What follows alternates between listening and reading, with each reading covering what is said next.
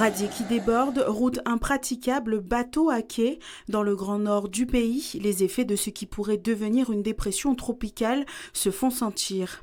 La province nord est donc passée en vigilance orange forte pluie et orage, due à l'influence du minimum dépressionnaire localisé au nord-ouest des Chesterfield. Même si ça reste une dépression faible, donc autour de 1000 hectopascales, elle provoque un renforcement du vent, avec un vent moyen qui va atteindre 25 à 30 nœuds et des rafales jusqu'à 50 nœuds localement. Donc 50 nœuds, c'est légèrement inférieur à 100 km par heure. Mais surtout, c'est du secteur nord-ouest. Donc on sait que le secteur nord-ouest, c'est l'opposé du vent dominant, de l'alizé de sud-est. Et à force égale, ça provoque des dégâts beaucoup plus importants. Donc progressivement, la zone de vent fort va arriver sur le nord en fin de nuit, au lever du jour sur Bélep, la pointe nord, puis il va se décaler vers le sud. Donc pour l'instant, les communes qui sont en orange, là, c'est comme pour la pluie. Donc c'est Bélep, le nord-ouest au nord de Bourail, et puis l'est au nord de Canala, avec un risque que ça s'étende aussi sur le sud de la Grande Terre demain après-midi, demain soir, puisque au fur et à mesure de la journée, les vents forts vont se décaler du nord, de la province nord vers la province sud. Et quant à la province des îles, elle est plus épargnée par les vents. Il y aura quand même un renforcement du vent, mais avec des valeurs maximales à rafale à 35-40 nœuds, parce que les loyautés sont plus éloignées du centre de la dépression.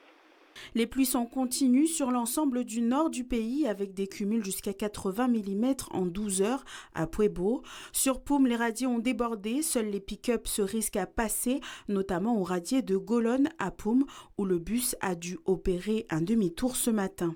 Sur la côte est aussi, les pluies sont abondantes et les rivières et ravines susceptibles de sortir de leur lit. En conséquence, plusieurs lignes du réseau de transport rail qui desservent le Grand Nord sont suspendues. Le Cibrise Akumak a annulé toutes ses rotations vers Bélep.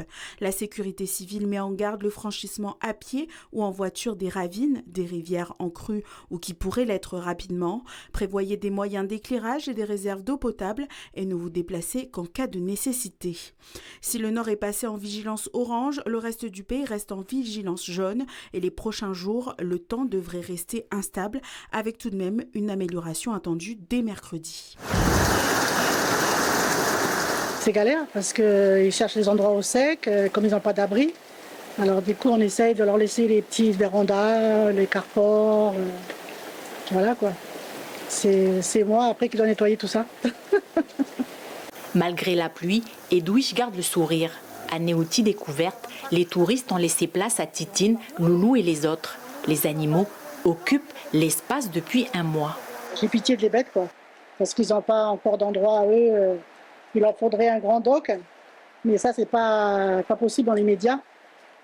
Parce qu'on a eu beaucoup de dégâts avec les inondations pour les barrières. Alors tout le budget passe dans les barrières en ce moment. Alors, les bêtes elles sont un peu à la trappe en ce moment. Allez les chèvres. Ça va Loulou? Loulou il est bien? Cette prestataire de services propose hébergement, table d'hôte et visite de sa ferme. Ces animaux font l'attraction phare de son activité, mais depuis quelques mois, Edwige peine à remplir son carnet de réservation. En 6 mois, le tourisme, c'est pas un rendez-vous du tout. Hein. J'ai eu que 2-3 familles qui sont venues pour une nuit ou deux. Il n'y a que la table d'hôte qui marche avec les gens du coin, hein, les associations et tout ça. Mais ça ne revient pas du tout. Hein. Il n'y a pas du tout d'activité chez nous en ce moment. Là, c'est un manque à gagner pour moi, c'est au niveau de la nourriture pour les bêtes. Parce que moi, mon activité sert beaucoup d'abord à payer la nourriture des bêtes. Et là, en ce moment, les comptes n'est pas. C'est notre poche, alors du coup, c'est beaucoup un manque à gagner, quoi. Sur la côte est, la couleur des rivières témoigne d'épisodes de fortes pluies. Ces mauvaises conditions météorologiques engendrent de nombreux dégâts sur la propriété de Edwige. Avec plus de 400 animaux à nourrir quotidiennement, l'activité est en danger. On économise sur plein de choses, quand il y a des choses qu'on ne peut plus aller, comme aller au resto, aller chez la coiffeuse. Du coup, oui, c'est un peu compliqué. Un peu compliqué parce qu'on ne sait pas combien de temps on pourra tenir à ce rythme-là si on n'a pas d'activité qui tourne, quoi. Baisse de fréquentation et mauvaise météo mettent aujourd'hui à mal l'ensemble des structures touristiques sur la commune. Depuis ce matin, le réseau Taneo a repris, mais avec des changements d'horaire. À présent, les rotations des bus se feront uniquement sur les heures de pointe, entre 6h et 8h30 du matin, et l'après-midi, entre 15h et 18h30. Certains ont été pris au dépourvu par ces changements, comme Antonia. Habitante de Païta, elle comptait prendre le bus pour aller travailler. Ce matin, quand je suis arrivée, c'est un client qui m'a dit que les horaires avaient changé de 5h à 7h. Et l'après-midi, c'est de 15h30, je crois, jusqu'à 17h40. Et comme je commence à 11h, là, je suis obligée de demander à quelqu'un de venir me récupérer et de m'emmener vers Lansvata pour travailler. En budget, ça revient très cher quand même. On est obligé de faire avec, on n'a pas d'autre choix. Déjà, ici, c'est au fraisier, ce n'est plus au village. Voilà. Encore une question qui se pose, pourquoi on ne le fait pas au village pour les cars, ça nous revient trop cher pour nous. Même étonnement pour Apollina, étudiante à l'université. Son bus n'est pas passé aux heures habituelles au niveau de Dembéa Centre. Là, je suis venue prendre le bus pour aller à l'école. Et je viens de m'apercevoir qu'il n'y a plus de bus à 10h. Je serais obligée de prendre le taxi, je pense. Oui, c'est dommage. Moi, j'avais prévu de prendre le bus et de ne pas payer plus de 1000 francs. Mais là, je serais obligée de payer 2000 parce que Dembéa, Nouville, c'est cher quand même. Du coup, oui, c'est très dommage. À Nouméa, sous les Guérites, entre le soulagement d'une reprise du réseau et l'incompréhension face au choix des horaires, les sentiments des usagers sont partagés. Moi, je suis venue ici, c'est pour renseigner sur le Néobus. Comme j'ai l'habitude de prendre le Néobus, c'est pour savoir son trajet, à quel prix il est. C'est bon, le monsieur qui était là, il nous a bien renseigné. Moi, personnellement, ça m'arrange, oui. Mais je ne sais pas pour les autres. Oui, ça m'arrange. La reprise, c'est bien parce qu'ils peuvent passer, moi je reste au Mont d'Or et ils peuvent passer Saint-Louis, donc j'ai pas à descendre à Boulary, faire du stop pour rentrer chez moi. Ça c'est bien. Puis on espère qu'il va perdurer dans le temps, quoi. Contente, oui, pour les personnes qui ont besoin d'un bus pour se déplacer, oui. Et déçue un peu parce que reprendre aujourd'hui, là il y a du monde en ville qui viennent faire des courses. Donc ils auraient pu laisser circuler normalement, quoi. Parce que là, tous les gens qui vont être là, soit ils vont prendre le taxi 1000, soit ils vont attendre jusqu'à 15h30. À partir de la semaine prochaine, pour la rentrée scolaire, les bus passeront toutes les 20 minutes à Nouméa contre toutes les 30 à 40 minutes pour les lignes 7 et 8 du Grand Nouméa. Il n'y aura toujours pas de rotation en milieu de journée, favorisant ainsi les heures de pointe. D'après le syndicat mixte des transports urbains, ces choix s'expliquent par les contraintes budgétaires. Selon eux, par mesure d'économie, il devient impossible de faire tourner des bus presque à vide. Pour vous tenir informé, n'hésitez pas à vous rendre sur le site internet du réseau Taneo.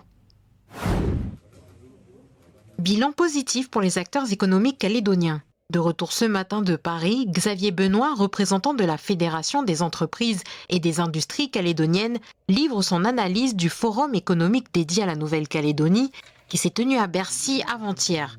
Un événement réunissant les acteurs économiques et politiques calédoniens autour du ministre des Outre-mer Manuel Valls et de la ministre des Comptes publics Amélie de Montchalin. L'occasion pour les entreprises d'interpeller les ministres sur la situation qu'ils traversent au pays.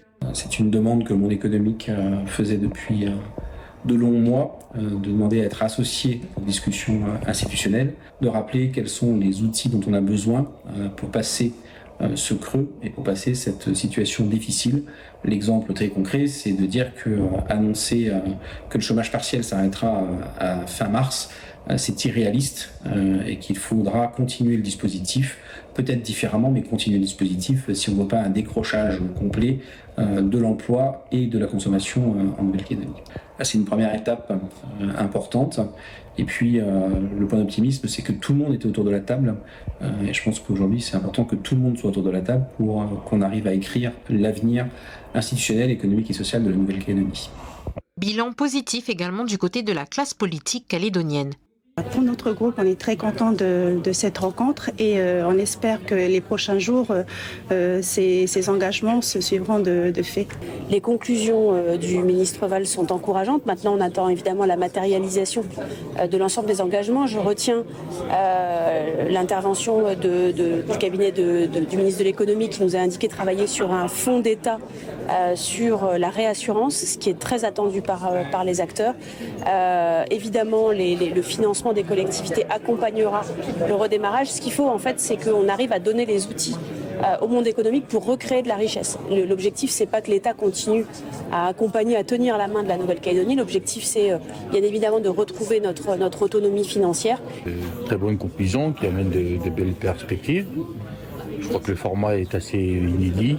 Le reste après, ce qui concerne les réformes à mener de la part des Calédoniens, c'est pas quelque chose de nouveau. Je crois qu'ici, tout le monde a compris que les efforts ont déjà été faits par les Calédoniens. Ils sont très importants.